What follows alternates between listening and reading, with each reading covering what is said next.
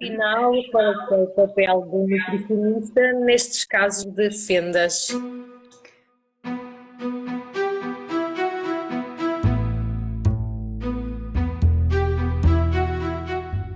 Olá, às segundas 9h30, Atlas Lipicast aqui está então para dar resposta às vossas perguntas, para trazer alguns temas. Hoje vamos ter a Magda Serras, que é nutricionista. Olá! Boa noite, bem Boa noite, tudo bem? Tudo bem contigo também? Tudo ótimo, sempre tudo bem, feliz ver-te. Isso é que importa. Então, uma vez mais, obrigada por te juntares aqui a mim, a nós, à família Atlas Lipicast, e vamos falar então um bocadinho sobre este papel da nutrição junto de casos de fendas. Olha, Magda, sugeria-te então que fizesse uma breve apresentação para quem eventualmente possa não conhecer.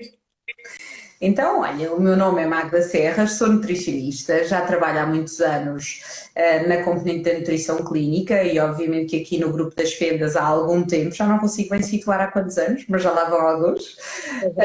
Na realidade, é uma área que gosto muito. E onde, na verdade, eu tenho exercido nutrição clínica, também trabalho noutras vertentes, ou seja, trabalho ligado à área do desporto, também já há muitos anos, já trabalho, tenho também dado aulas de nutrição, portanto, na verdade, eu tenho tido aqui algumas valências um bocadinho diferentes. E acho sempre que falar de nutrição não quer mais, portanto, eu gosto sempre de partilhar estes momentos e de partilhar com quem está em casa, porque nutricionista temos todos um bocadinho, não é? Todos comemos e todos queremos saber um bocadinho mais do que nos faz melhor, portanto é por isso que tenho todo o gosto em estar aqui. Afinal, qual é o papel do nutricionista nestes casos de fendas? A nutricionista, na verdade, nos casos de fendas e em qualquer um, procura adaptar-nos, no fundo, à realidade do momento. A nutrição é em função da fase em que estamos. E se é verdade que numa situação de fendas nós temos alguns momentos em que a alimentação é mais difícil, tem aqui as suas especificidades, nós com a nutrição dirigida podemos tentar minimizar, por um lado, os déficits nutricionais que às vezes acontecem, ou porque temos uma má absorção intestinal, ou porque a mastigação não é tão eficiente, ou porque na verdade temos um processo, por exemplo, e nós vamos depois falar, não é? Quando há aqui uma fase em que temos que fazer um enxerto ósseo, a nutrição tem um papel central na cicatrização, na recuperação dos tecidos e ao mesmo tempo para nos permitir não ter infecções oportunistas. No fundo é a tal questão de, se eu estou bem alimentada, estou muito mais protegida em termos de imunidade. E portanto às vezes o que nós atribuímos a uma condição na realidade é muito mais aquilo que todos nós muitas vezes temos na vida, não é? Portanto é uma alimentação desequilibrada e depois a seguir ficamos doentes, fazemos uma infecção respiratória com mais facilidade, temos uma infecção intestinal com mais facilidade. No fundo aqui o papel da nutrição nas fendas é isso mesmo, é identificar em que fase é que estamos e que necessidade é que temos, é isto. Ok, ótimo. Sim, e também tendo em conta que os bebés e as crianças que nascem com esta questão também vão ter aqui alguns momentos cirúrgicos, não é? Que também queremos exatamente que sejam na sua melhor performance e dessa forma a parte também alimentar e nutricional é importante que esteja o mais equilibrada possível, não é? É verdade, porque como nós sabemos, e portanto não quero mais referir que o nosso objetivo primordial é começar, quando o bebê nasce, não é? O que nós queremos é que, com todas as dificuldades ou não, pomos a coisa assim, queremos a amamentação. Mas depois queremos que a diversificação alimentar seja tão alargada quanto possível. E porquê que eu digo isto? Porque muitas vezes as pessoas pensam, então, mas se eu der só papas, se eu der só sopas e se der isto sempre igual, a coisa é fácil. Mas alimentar é muito mais do que dar comida. É verdade. E nas fendas isto ainda tem um papel maior, não é? Portanto, sabes a que me refiro e não sei se partilhas desta opinião, mas eu de facto acho que muitas vezes nós temos uma visão um bocadinho redutora do que é a nutrição. E esta questão dos sabores, das texturas, das consistências, vamos tendo aqui uma integração de informação muito diferente e isso pode ser uma preparação fundamental para aquelas tais cirurgias que vamos ter que ter seguramente ao longo da vida. E que podem, e portanto, e alguns momentos, digamos assim, da própria diversificação alimentar e que, se isto for pensado desde pequenino, vamos ter uma tarefa facilitada mais tarde. Ok, portanto, nós já temos vindo a falar aqui nas nossas lives de qual é que é o momento ideal que uma família deve procurar uma determinada área. No caso da nutrição, o que é que nos tens a dizer? Qual é que seria o Bom, momento oportuno? pronto, eu no fundo na minha realidade, digamos assim, de consulta, eu tenho famílias que aparecem em momentos completamente diferentes.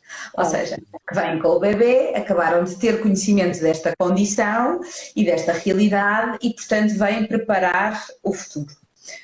Quando temos um bebê, por exemplo, que não põe peso e que não tem um desenvolvimento ponderal normal, ou porque estamos perante uma suspeita de um síndrome, ou porque há aqui uma situação de problemas de deglutição e, portanto, os volumes muitas vezes estão aquém daquilo que são a necessidade, ou porque há um bebê que tem, de facto, uma má absorção intestinal, enfim, situações do mais variado possível. Nós, nestas situações, temos muitas vezes o bebê, digamos assim, nos seus primeiros anos, nos primeiros meses de vida, pós-amamentação, a fazer esta consulta. Mas na realidade, infelizmente, eu digo infelizmente porque em muitos casos não é isso que acontece, nós não temos uma família que tem um plano de acompanhamento, e aqui no LIPI nós temos esta possibilidade, não é, no fundo, de ir dando este conhecimento e dotando as pessoas desta informação para poderem intervir precocemente e poderem, quando fazem uma determinada cirurgia, já terem um projeto, um plano do que é que vai acontecer, quais são os timings e cuidados é que devem ter. Portanto, eu não posso dizer que o ideal para uma família vir à minha consulta é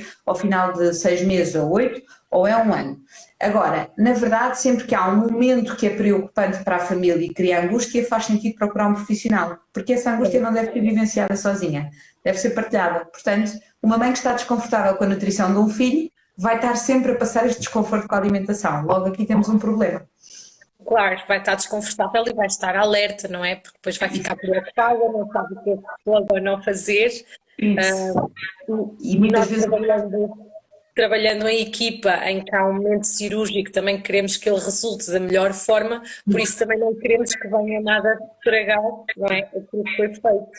Ora, exatamente, e essa é para mim também uma das questões, quando as mães são muito, as mães e os pais, eu estou a falar de família, estrutura, pronto, quando são um bocadinho mais ansiosas ou quando são um bocadinho mais preocupadas ou quando não estão plenamente confortáveis no que estão de facto a dar e a fazer, essa ansiedade passa para as crianças, portanto há bocadinho estávamos a falar de que alimentar é muito mais do que comer e nós sabemos que numa situação de uma fenda há ali um início um bocadinho turbulento, onde às vezes se passa alguma desta ansiedade. E a ideia é exatamente ao contrário, é perceber o que é normalidade e só valorizar o que não é. Não fazer ao contrário, é tudo hipervalorizado e depois a seguir acabamos por não conseguir desconstruir isto já na idade adulta, ou na adolescência às vezes é mais difícil.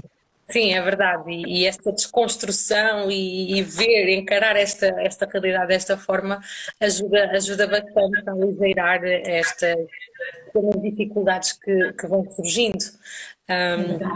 É isso mesmo. Portanto, já falámos aqui um bocadinho dos timings importantes, que era aquilo que eu também te ia perguntar. Ou seja, de uma forma geral, sempre que uma família se sinta insegura ou com alguma dificuldade, deve então procurar ajuda, mas de facto estas situações cirúrgicas, não é? Quer seja de intervenção ao lábio, ao palato, quer seja depois mais tarde no enxerto ósseo, por norma acaba por captar sempre aqui algumas dificuldades, algumas exigências mais temporárias ou um pouco mais prolongadas no tempo, que exigem esses cuidados mais especiais. Não é? É isso mesmo. E então já falámos aqui um bocadinho da questão do enxerto ósseo. Eu acho que, sem dúvida, que deve ser um dos principais temas, pelo menos daquilo que nós vamos vivenciando, que preocupa muitas famílias e, entretanto, já mesmo o próprio adolescente, não é? Que, por norma, quando vai fazer o enxerto ósseo, também já tem proteção e já consegue perceber que vai ter que ter uma alimentação diferente durante alguns tempos. Gostava que falasses um bocadinho sobre isso. Eu sei que temos aqui algumas questões, mas depois nós já vamos responder a elas. Acho que vamos então agora falar aqui um bocadinho sobre esta questão do enxerto ósseo. Então, falando aqui especificamente sobre este momento, que é de facto muito, muito importante e que é aquele em que eu acho que a nutrição, em todos os outros, e um bocadinho reiterando aquilo que falámos há pouco, ou reforçando a ideia do que falámos há pouco, o momento ideal é aquele em que a família está desconfortável. Como dizias, se a família está desconfortável é o tempo certo para ir à consulta. Mas, numa situação de excerto ósseo, é fundamental que as famílias programem a cirurgia e nós, enquanto equipa multidisciplinar, falamos muito disto, não é? Da importância de cada um dos profissionais em cada momento. A nutrição tem que ser planeada, porquê? Porque a preocupação maior, pelo menos que eu tenho sentido nas consultas, é que os pais têm sempre a reserva do será que vai rejeitar o enxerto?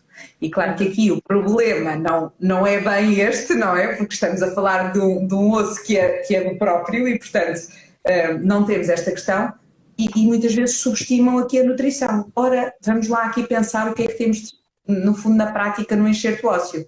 Eu vou colocar um tecido numa determinada zona, em que eu costumo dizer que é como se fosse o cimento em fresco, não é? Portanto, eu tenho o cimento em fresco e eu tenho que o deixar secar. Porque se eu for marcar este cimento, há algo que depois fica para a vida. Claro. E o que acontece aqui é que a nutrição e o processo de mastigação, lá está, fazendo uma prevenção na zona onde levamos este enxerto, se eu começar a mastigar e a comer coisas mais duras que estão desajustadas para esta fase, o que vai acontecer é que eu vou deixar uma marca onde posso estar ou não, lá está, depende da dimensão do que estou a fazer, comprometer uma parte do processo. Por outro lado, se temos uma ferida aberta, temos que ter imenso cuidado com aquilo que vamos comer, porque os resíduos, e aqui a higiene da boca que vocês já falaram, e que é um tema muitas vezes aqui falado, e portanto a importância, lá está, dos diferentes aspectos do processo, não é? Pronto, e aqui a questão é muito essa, nós temos que ter aqui a noção de que a alimentação depois é precedida de um conjunto de cuidados e depois da ingestão alimentar também temos que ter os outros cuidados todos da saúde oral, digamos assim. Mas na realidade a preocupação da nutrição é garantir que eu dou os nutrientes que preciso para a cicatrização do tecido, para consolidar, lá está, este trabalho que foi feito. E portanto, se nós pensarmos que uma cirurgia implica obrigatoriamente, portanto numa situação normal, obriga a que haja uma nutrição adequada em termos de proteínas, de energia, do tipo de gorduras. Nós sabemos que a gordura, por exemplo, dos peixes tem um papel importante como anti-inflamatória. Sabemos que o déficit da proteína dificulta a cicatrização dos tecidos. Portanto, se eu tenho um enxerto e quero que o tal cimento consolide da melhor maneira, eu preciso de garantir que não o vou magoar, e é por isso que nesta fase a dieta líquida é muito importante. O não morder, a não mordida pós-cirurgia é fundamental e, portanto, eu preciso garantir que na sopa que vou dar, ao contrário de outras fases da nossa vida, não é? Eu sou uma defensora das sopas, para quem me conhece em nutrição sabe que eu digo que a sopa é o melhor multivitamínico, mas na realidade aqui nós temos que dar na sopa uma quantidade de nutrientes, mas também uma quantidade de macronutrientes, porque a pessoa não se vai alimentar de outra forma. E nestas situações as papinhas açucaradas não são, de facto, o melhor componente, a melhor base da nutrição. Portanto, no fundo, é preciso dar aquilo que nós iríamos ter no prato. E no prato eu tenho a carne, tenho o peixe, tenho os ovos, depois tenho o arroz, a batata ou a massa e os respectivos legumes. Lembremos que estes enxertos estamos a falar normalmente, e obviamente que estamos aqui a falar de situações que são muito variáveis, não é? Mas numa fase em que estamos a referir-nos a uma criança. Uma fase de crescimento e, portanto, estes nutrientes têm que ser adequados ao peso, adequados à realidade da criança, adequados à sua alimentação, mas sempre pensada na perspectiva de garantir as tais necessidades para cicatrizar os tecidos. Depois, o que é que nós fazemos? Para além de definirmos esta dieta líquida, não é? Que vamos ter, seja com os batidos da fruta, seja com os purés de fruta, seja com a preparação de umas papas de aveia ou de umas papas de arroz, ou que seja com a preparação das diferentes sopas, que podemos enriquecer com a dita proteína, pode ser as claras do ovo, pode ser uma proteína em pó, nós vamos ajustando isto caso a caso. E há muitos sabores e muitas variedades a integrar.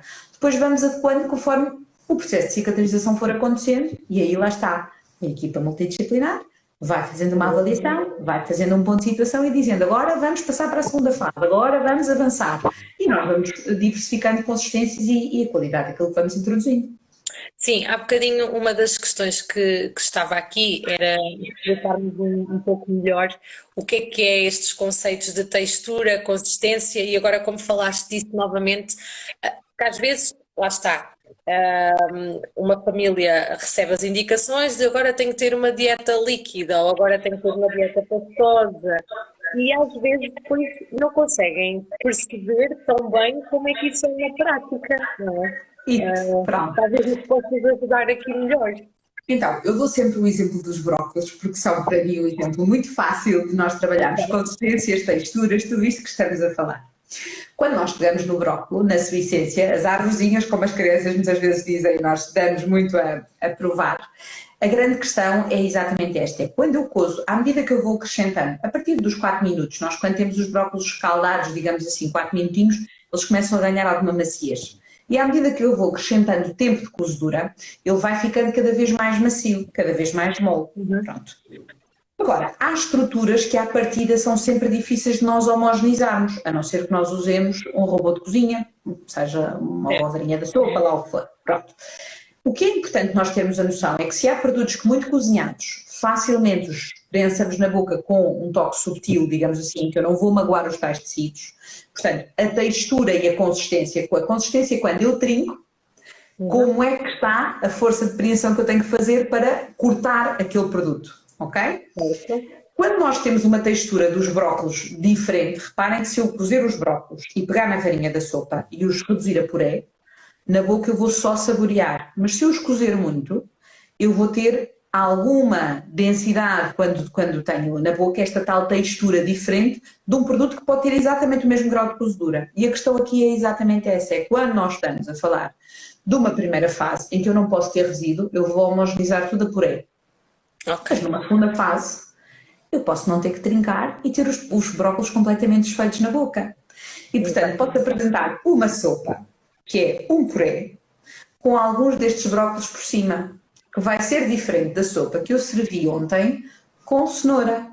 Creme de cenoura, com ar de laranjinha, com uma cor completamente diferente da sopa de brócolos, e onde vou ter um bocadinho de cenoura muito cozidinho, que se vai desfazer completamente quando eu coloco na boca. Portanto, o risco de engasgamento, o risco de magoar a tal zona do enxerto, não existe se isto for devidamente trabalhado. E, portanto, aquilo que nos interessa é isso, é perceber que o mesmo produto pode ter necessidade de mordida ou não, e que à medida que o processo vai avançando, nós também vamos fazendo isto, vamos fazendo a transição até termos indicação para voltar à tal consistência que pode ser a normal. Portanto, um prato pode ter o mesmo legume com 3 consistências diferentes, e isto do ponto de vista de integração sensorial é completamente diferente. Fazemos isto nas crianças, não é? Queremos o brócolis muito cozido, o brócolis em puré, mexer no brócolis, trincar o brócolis. Estas mordidas são muito importantes. Pronto. Claro que sim. E às vezes o que acontece é que as famílias, nestes casos, acabam por pensar em cozer os alimentos e simplesmente esmagar, e acham que isso por si só já é o suficiente, quando na verdade existem muitas outras questões, como tu estavas aqui a falar, e bem, todo este processo encadeado que faz todo o sentido e faz toda a diferença. E vocês provavelmente no vosso dia a dia também sentem isto, não é? Portanto, as pessoas a determinada altura ficam muito angustiadas porque acham que vai ser muito monótono todo o processo e que os meninos vão ficar mal alimentados e os meninos e vai ser no fundo lá em casa uma dificuldade. Porquê? Porque eles estão habituados àquela sopa da mamã que a mãe abriu a porta do frigorífico desde que nasceu e meteu todos os legumes que lá haviam. E portanto ele detesta a sopa porque a sopa é sempre igual. É muito rica, como dizem as mamãs. E é isto que nós devemos fazer diferente, é se me dessem todos os dias um creme de legumes, sempre com o mesmo aspecto, sempre com a mesma consistência, ao final de 8 anos ou 9 aquilo começa a ser difícil, não é? Pronto, aqui é a mesma coisa, é dar aspectos diferentes, dar sabores diferentes, uma velocidade diferente, isso consegue-se com diferentes ingredientes e diferentes, no fundo, as tais diferentes texturas que vamos trabalhando. Sim, é isso, porque aqui lá está, eles já em um período de tempo em que estão restritos ao processo de mastigação, que também o próprio processo de mastigação dá informação de saciedade e também nos traz prazer em termos de alimentação, não é? Por isso precisamos mesmo destes pequeninos truques e destas mãozinhas de nutricionista, de quem sabe tão bem, para tornar estes momentos o mais tranquilos possível, não só para quem come, como para quem cozinha, não é? Porque Eu acho que tens uma coisa que é, para mim, fundamental, fundamental, que é estes momentos o mais tranquilos possível, porque há sempre uma insegurança, por muito que as crianças e as famílias tenham a maior confiança nos profissionais que os acompanham, a ciência não é. Nós, quando falamos de medicina, sabemos que há sempre um mas, não é? Pronto, pode correr tudo extraordinariamente bem, mas há um mas, que depende de cada um de nós e depende de inúmeras variáveis que às vezes não controlamos. E, portanto, é sempre legítimo que haja alguma insegurança. Se a comida for uma coisa que está previamente pensada, previamente trabalhada e que chega àquela altura e é o momento em que estão à mesa e não estamos a pensar se está a ser uma angústia porque está a comer mal outra vez, porque não, naquele dia está a experimentar um prato diferente.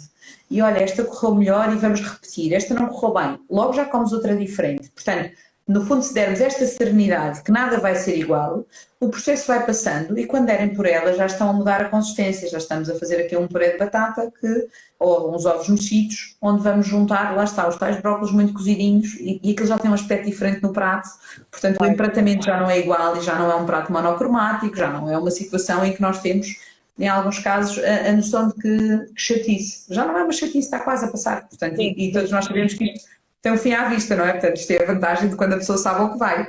Pronto. É mesmo isso.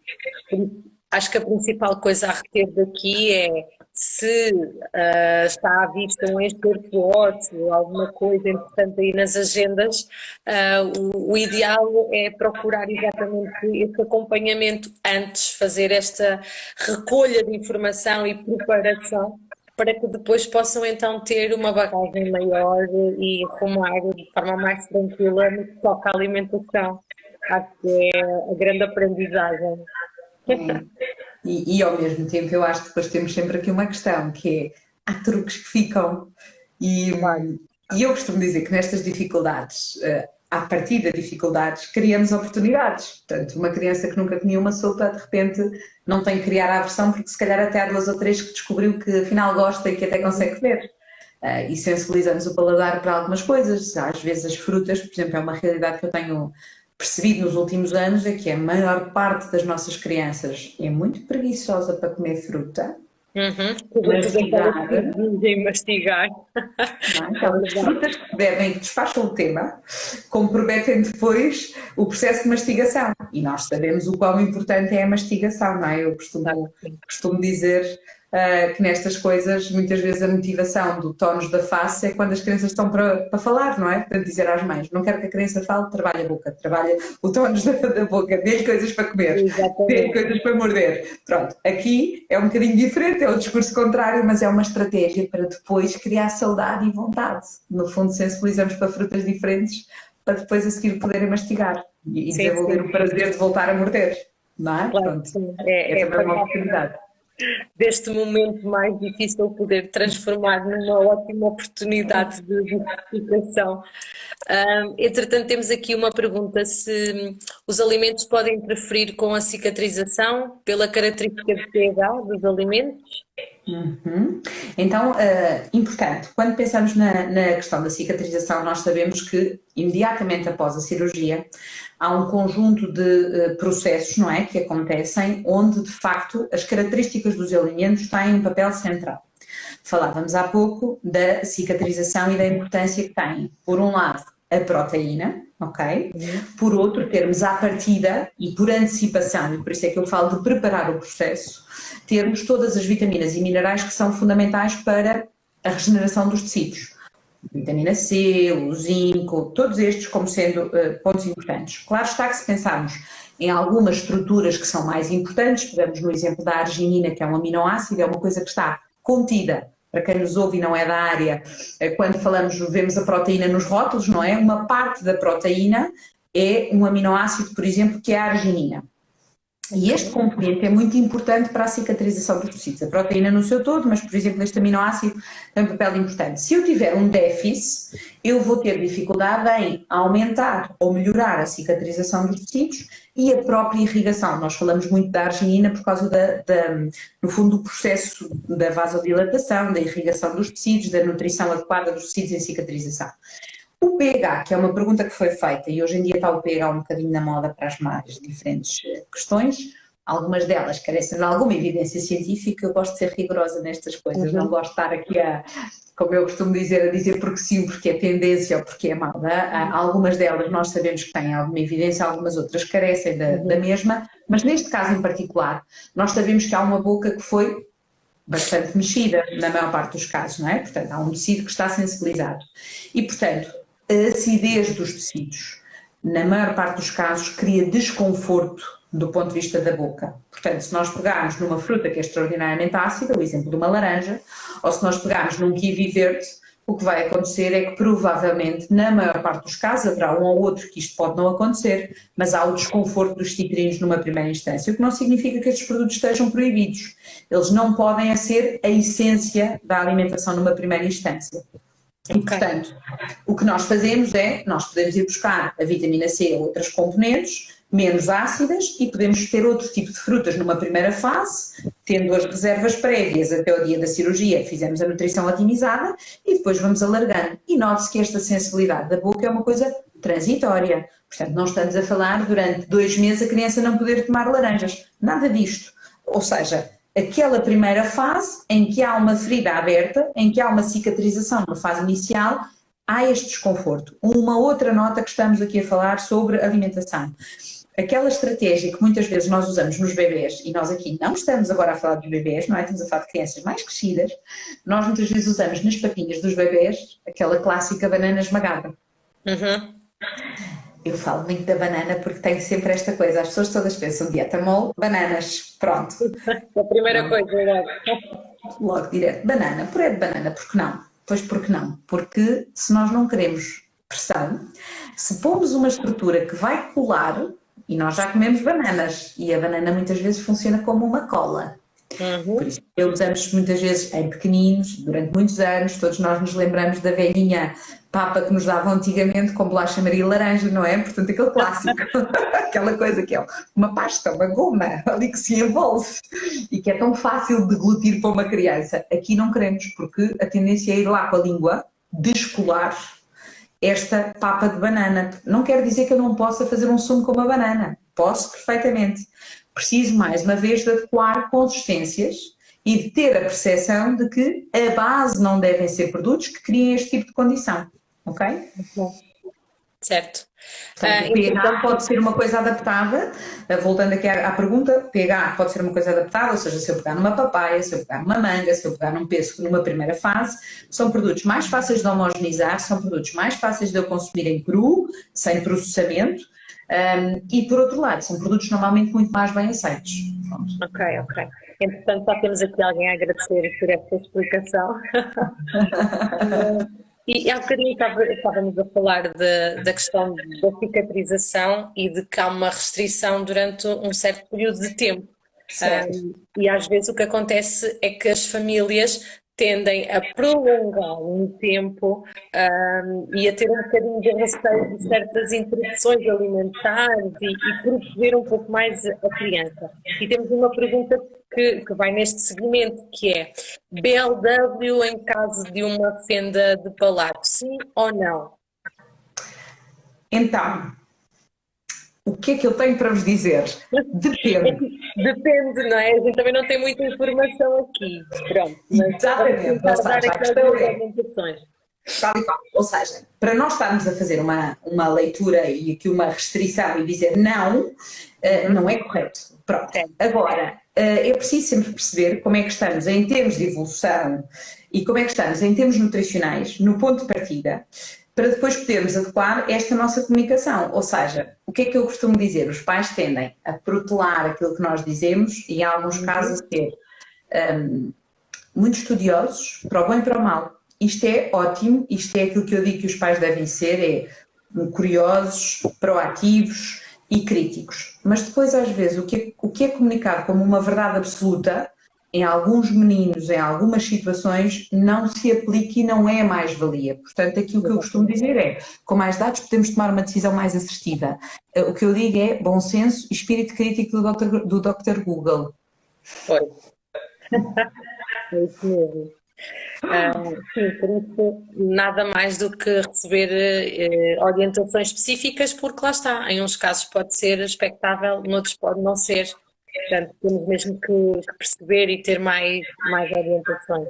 Mas uma coisa é certa, é que no fim de estar a fenda fechada, termos um processo de cicatrização totalmente finalizado, estando a estrutura íntegra, não há necessidade de continuar nesse tipo de alimentação e de restrição e de Não. não dar exigência, não é? Até porque eu aí sou, é como eu estava a dizer, ou seja, eu em muitos casos tenho meninos que eu não arrisco a introduzir a alimentação ao final de 3 semanas, um mês, a diversificar, não é?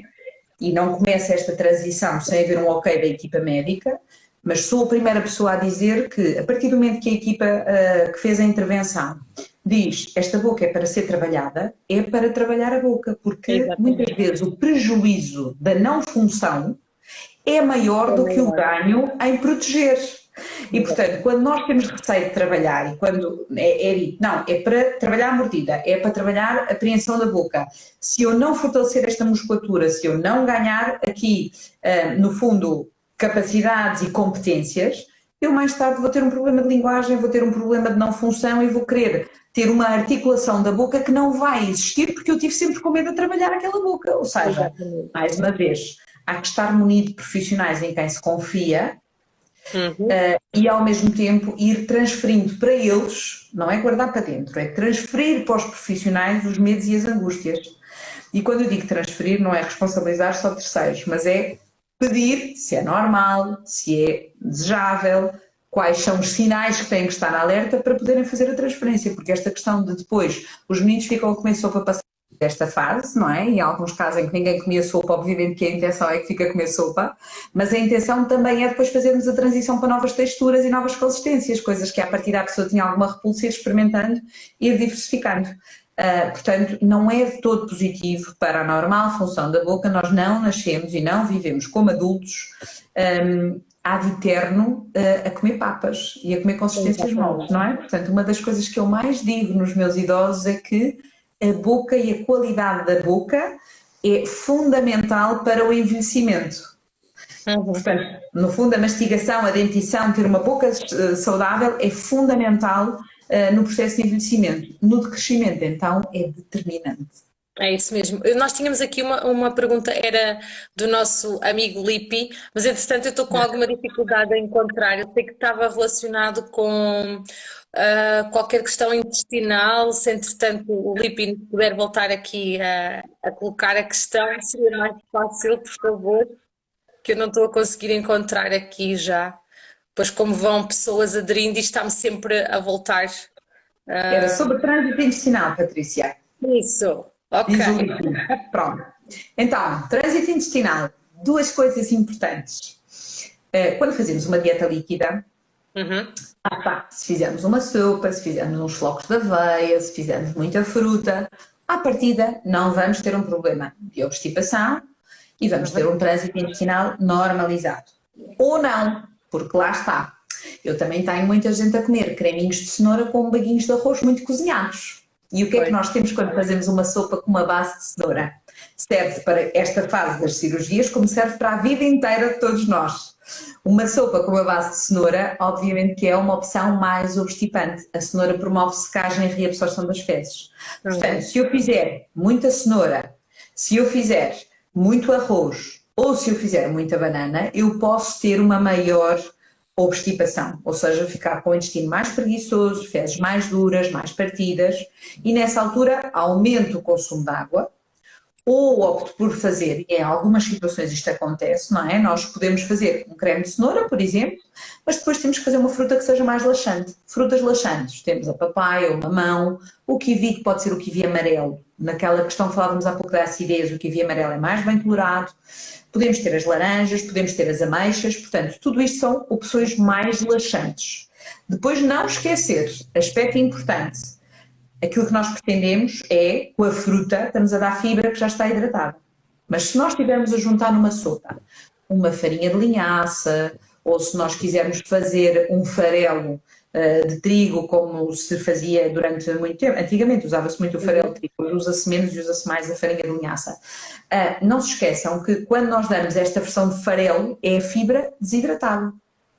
Então, às vezes acontece, quando as pessoas dizem, mas eu como tantas bolachas integrais, eu como tantas tostas integrais, eu como tantos cereais integrais, e ainda ficam mais, no fundo, mais obstipadas, é porque não beberam a água na dose certa, está bem?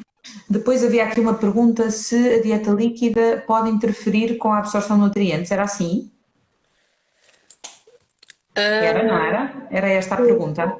Eu sou muito rápido. Sim, pronto. Então, lembrar só que quando nós falamos da absorção de nutrientes, agora eu falava do farelo, em crianças, foi uma das questões que muito se falou, foi da importância ou da absorção de alguns micronutrientes na presença destes farelos e destas fibras íntegras. A questão é, não se esqueçam que sempre que nós temos alguma fibra em excesso, o caso do farelo de trigo, ele é rico em ácido fítico que vai como se fosse complexar, no fundo é colar-se a alguns dos nossos nutrientes e não ser bem absorvido. Portanto, eu costumo dizer que sopas para um lado, estes preparados para o outro. Onde é que podemos pôr estes preparados? Podemos fazer, lá está, se eu estou a fazer umas papas de aveia, posso enriquecê-las com o farelo e daqui a bocadinho vou comer o meu iogurte sozinho, que é para não ter tudo misturado. Ou seja, não tenho misturado o farelo no meio do momento do iogurte e vou comprometer a absorção de algum do cálcio. No fundo é fazermos esta estratégia de diversificação e não ser sempre tudo à mistura. Portanto, no fundo as combinações às vezes fazem a diferença na biodisponibilidade. Ou seja, uma vez mais, é fundamental ter estas indicações porque fazem mesmo toda a diferença. Não queremos complicar, mas queremos otimizar, está bem? Portanto, temos aqui esta coisa. Claro, claro que sim. Já agora deixem-me só dizer-vos uma outra coisa. Normalmente não acontece, mas não posso deixar de o referir porque lá está, a medicina tem isto. E a nutrição então tem imenso de pormenores.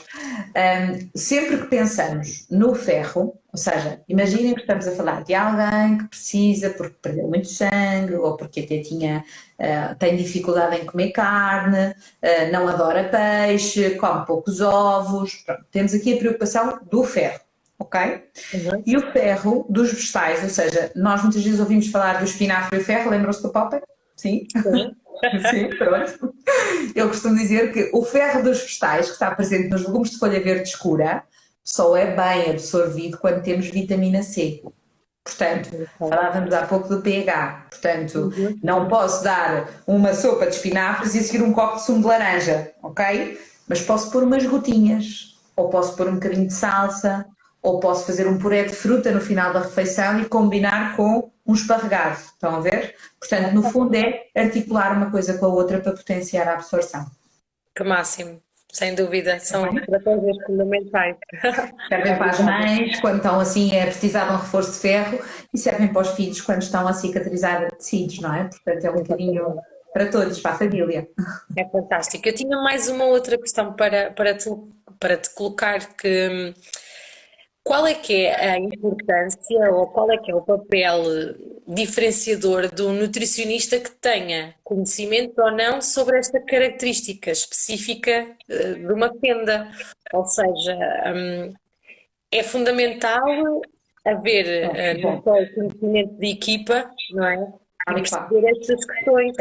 Eu acho que a grande questão aqui que se coloca é todos os nutricionistas, todos os profissionais que estão acreditados pela Ordem para exercer nutrição, à partida têm uma formação académica de base reconhecida com competências para prescrever alimentação. Claro. Agora, a questão é, há muitas especificidades nas diferentes fases das fendas e, acima de tudo, nisto que estávamos a dizer, se não tivermos segurança no que estamos a fazer, porque estamos habituados, porque estamos treinados e porque temos a percepção de cada um dos momentos, se eu provavelmente acabasse de estudar e nunca me tivesse sido abordada estas diferentes realidades, eu provavelmente iria, por medo, protelar um bocadinho mais a tal questão da dieta líquida ou da dieta pastosa para não correr riscos. Iria estar a arrastar aquilo que estávamos a dizer, está na altura de dar carga, está na altura de dar trabalho à boca e eu vou estar com medo de o fazer. Portanto, no fundo, o nutricionista que tem esta percepção e que tem este conhecimento e que está dotado deste treino, tem mais à vontade para poder no fundo, preconizar cada uma das fases. Não quer dizer que os colegas não tenham, Claro, não quer dizer que não tenham imensos colegas com este domínio, mas na realidade as equipas, dentro das próprias fendas, temos equipas a trabalhar de formas muito distintas. exatamente. E esta é a grande questão, e por isso é que eu digo, é preciso termos uma equipa que trabalhe em conjunto, eu falar com a terapeuta da fala, eu ter à vontade para falar com o maxilofacial, eu ter à vontade para falar com o médico dentista, eu ter à vontade para falar com a psicóloga quando acho que há uma questão comportamental que tem que ser abordada com a família. Portanto, no fundo é muito, muito importante que nós tenhamos esta destreza enquanto equipa, e a escolha do nutricionista passa por aqui, passa pela vontade que ele tem para trabalhar com a equipa com quem estão a ser acompanhados, para poder então ter esta naturalidade no trato e ao mesmo tempo ter esta hegemonia na comunicação entre todos, porque quando nós vamos a um sítio, um diz uma coisa, o outro diz outra, quando passa a expressão na linguagem do futebol, andam a driblar bolas, nós ficamos aqui um bocadinho perdidos enquanto utentes, doentes, pais, crianças, toda a rede se perde. E eu acho que isso é a diferença. Depois, por outro lado, também dizer que em algumas situações às vezes é difícil, no fundo, as famílias conseguirem adaptar. Em alguns casos em que há alterações do trânsito intestinal, há algumas má absorções, há situações, enfim, nós estamos a dizer que tem que haver síndromes associados, mas em algumas situações acontece. E muitas vezes, quando se procura um profissional que está muito habituado a lidar com estas realidades e quando está muito habituado a exercer nutrição clínica, tem, à partida, no fundo, consegue antecipar um bocadinho aquilo que pode vir a acontecer e, ao mesmo tempo, consegue ter uma ação mais incisiva em cada um dos momentos. Portanto, é um bocadinho por aí. Agora, lá está, mais do que tudo é procurar um profissional que seja acreditado e com os quais crie empatia, que isso também é uma coisa que depende muito de cada um de nós, não é? Pronto. Sim, nós também já temos falado aqui da importância que é o seguir um determinado protocolo, uma determinada equipa e onde haja este papel e esta visão transdisciplinar e depois tudo se vai orientando, não é? É, porque nós às vezes é a tal questão, nós podemos, e eu acho que todos nós temos direito, eu própria como profissional de saúde respeito e acho bem, quando as pessoas sentem necessidade de procurar, não estão confortáveis, procuram um plano B, procuram uma alternativa. Agora, depois de tomar a minha decisão consciente, é importante que eu siga esse protocolo, ou seja, esta coisa de andar a saltitar de sítio em sítio e depois passo um bocadinho de um lado e um bocadinho do outro, o trabalho não fica bem feito, porque eu não posso estar a misturar matérias-primas, não é? Quando quero trabalhar com um determinado produto e fazer uma determinada massa, eu não posso estar a juntar um daqui, um dacolá, quando aquilo está preparado para ser feito numa determinada proporção e numa determinada mistura. Portanto, aqui lá está, se eu estou a trabalhar de acordo com a metodologia com que tu trabalhas, enquanto terapeuta da fala, não posso a seguir procurar uma outra terapeuta que trabalha de uma forma distinta, não é? Portanto, no fundo, depois a comunicação não é coerente na tal rede e não estamos todos alinhados na mesma fase do processo. Claro que sim. Temos aqui uma partilha de uma família a dizer que tem um bebê que foi alimentado 6 meses por sonda e agora estamos na introdução alimentar e não fomos encaminhados para a nutricionista. Bem, eu acho que aqui também, e decorrente da nossa conversa de hoje, se sente essa necessidade, não é? Portanto, poderá ser então uma mais-valia procurar essa ajuda e mesmo também na área da terapia da fala, não é? Que também é um bocadinho complementar, portanto, a nutricionista garante que há o aporte de nutrientes que são fundamentais, mas depois aqui quando temos esta questão da sonda e da introdução de diferentes texturas, consistências, às vezes também é preciso fazer aqui um trabalho de preparação mesmo da boca, da cavidade oral, por isso é tentar perceber se há essa necessidade e se vos facilita, não é? Diria eu que esteja a dizer, Magda. Eu acho que isso é central, ou seja, não estou aqui porque estou a falar contigo, a defender a terapia da fala, não é isto. Na verdade, eu acho que há coisas tão simples como o posicionamento de uma colher na boca que fazem a diferença da maneira como o encerramento da boca se faz e como a deglutição acontece. E isto a nutricionista não vos vai explicar, portanto, para os pais que me estão a ouvir, não é? Portanto, a nutricionista pode, se sentir essa dificuldade, pode fazer no fundo, essa observação, olha, tenha atenção a pequenos estímulos, mas normalmente o que nós fazemos, lá está, é desconstruir a relação com a comida, procurar atribuir a importância à comida na integração da informação, naquilo que ela representa, ou seja, nas questões sensoriais, na questão da liberdade e do próprio espaço que determina o contacto com a comida em termos de personalidade, não é? Portanto, as crianças muitas vezes marcam a sua posição à mesa, desenvolvem muita da sua personalidade nesta conquista de espaço à mesa e, portanto, o ter uma profissional que diz não, olha, isto já é feitio ou isto é competência ou incapacidade da mesma. Exatamente. São trabalhos muito, muito próprios que quando há no fundo, à partida, uma condição clínica especial, vamos pôr assim, é muito importante que sejam trabalhados de pequenino, porque mais tarde nós podemos tentar desenvolver um conjunto de aspectos, mas alguns têm timings muito próprios para que depois se integrem com a naturalidade. Desconstruir é muito mais difícil do que construir bem. Portanto, eu acho que nestas coisas a nutrição tem isto. Se na diversificação tudo tiver a correr lindamente, alarga-se o espaço da nutricionista, se calhar em alguns casos não precisa de voltar à nutricionista. Agora, os pais saberem quais são os timings em que devem estar alerta e o que é que podem ir fazer, em muitos casos é diferenciador. Sim, sim, sem dúvida. E também lá está, a família estar tranquila com isso e os meios de E às vezes refeição. a terapeuta da fala ensina a posição, ensina qual é o procedimento que deve de adotar quando percebe que tem aqui uma dificuldade na deglutição, a mudança das consistências, pronto, tudo isto que são aspectos que eu acho que de facto às vezes nestes casos não são referidos porque honestamente alguns profissionais nunca se depararam com essa dificuldade e portanto nunca viram a diferença e porque em alguns outros casos acham que se não há uma condição clínica de facto de déficit, então não vale a pena fazer ao contrário e aquilo que nós podemos é prevenir doença, não é tratar, no fundo é não andar atrás do sintoma, queremos prevenir a causa, não é? Portanto há coisas que são trabalhadas ao contrário hoje em dia, não é? É mesmo isso. Ora, então tinha aqui mais uma outra questão para ti, que é o que é que significa para ti, então, aqui a nossa equipa Atlas Lipicase? Olha, significa um projeto, acima de tudo, que me dá um gosto enorme de pertencer, que para mim é um orgulho imenso poder integrar esta equipa, porque de facto estamos a falar de cuidar de pessoas. Não estamos a falar de números, não estamos a falar de despachar trabalho, estamos a falar de alguém que olha para a pessoa como um todo. E isso é algo que eu hoje vejo como muito raro em medicina e em nutrição. E, portanto, trabalhando eu nutrição clínica desde sempre, não é? Desde que comecei a trabalhar em nutrição, sempre estive ligada à parte clínica, cada vez mais valorizo estes pequenos pormenores. E valorizo aquilo que é feito hoje em dia nesta equipa de uma forma tão extraordinária, que é comunicar-se por trás para bem do doente. E quando eu digo comunicar por trás, ninguém anda a falar aqui do que é sigilo, não é? Mas quando há uma preocupação que é partilhada com a família e que a família, dando a sua abertura, é partilhado com o profissional de saúde, com o próximo que tem que intervir, com a intervenção que foi feita pelo anterior. E esta abordagem transdisciplinar nos dias de hoje é algo de muito precioso. São pérolas, poucas, que existem estas para tratar estes nossos meninos tão especiais. E, portanto, isto também faz a diferença daquilo que significa o sucesso para eles próprios desta resolução da sua fenda. Sim, é isso mesmo, e nós também estamos muito contentes de poder contar contigo e com o teu excelente trabalho e as famílias também, todos aqueles que se vão cruzando contigo, vão adorando estes teus pequeninos, grandes truques, sobretudo nestas alturas mais críticas ou mais preocupantes para a família e que acaba por ser fundamental esse trabalho da nutrição.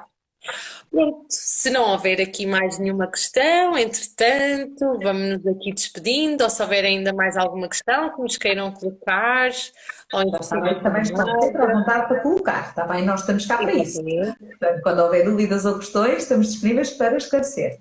Claro, é isso mesmo. Então, olha, Magda, também é uma porta aberta. Mais pela disponibilidade e o teu tempo para te juntares aqui uma vez mais a nós. Obrigada pelas tuas partilhas e até breve. Eu pelo convite, foi um gosto e parabéns a toda a equipa, mas acima de tudo parabéns a quem esteve desse lado com gosto de ouvir-nos até ao final neste dia de semana. Um beijinho para todos os que estão aí em casa. Obrigada a todos. Temos aqui uma vez mais uma mãe a dar os parabéns.